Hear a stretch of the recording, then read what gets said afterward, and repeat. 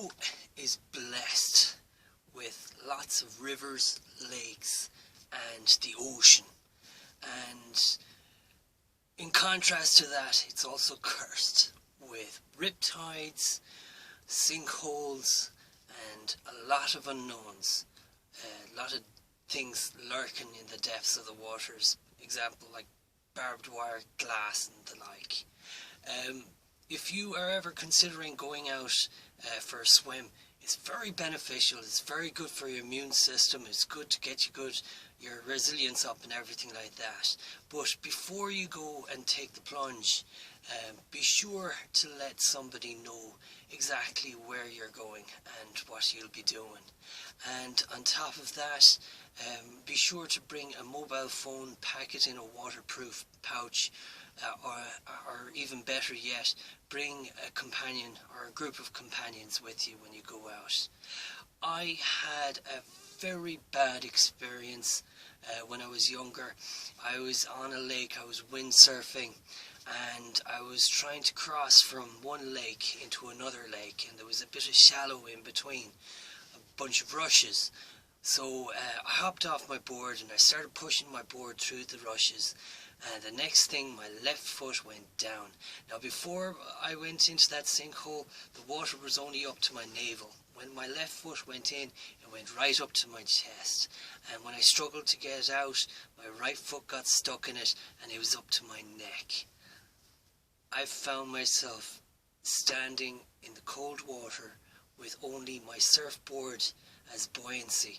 I had a life preserver, but the difference between a life preserver and a life jacket is a preserver will keep you afloat, but the life jacket, there's far more buoyancy in it. It'll make you float.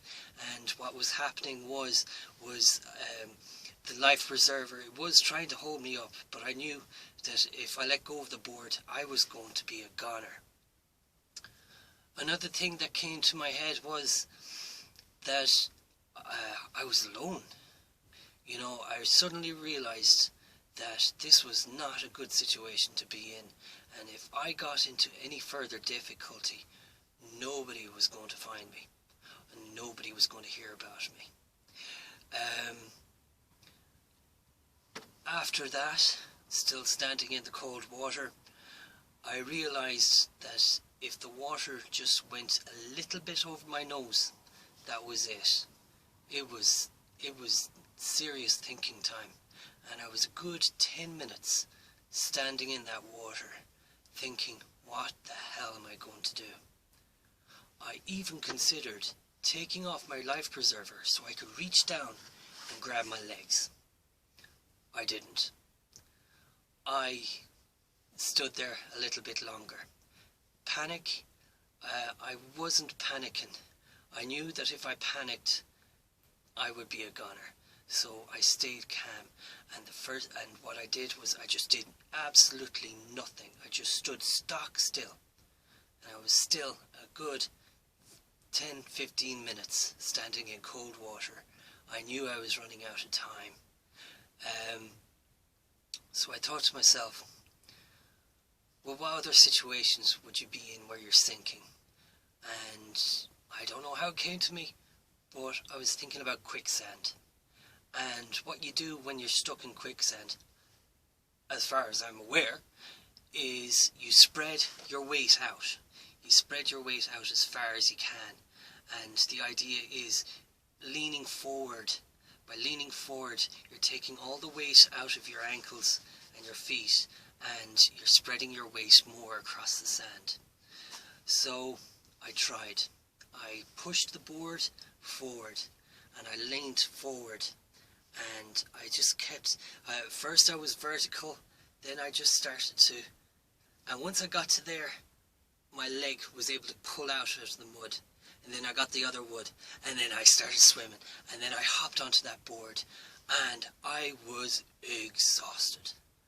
I stayed on that board for a good 15-20 minutes. My heart was racing.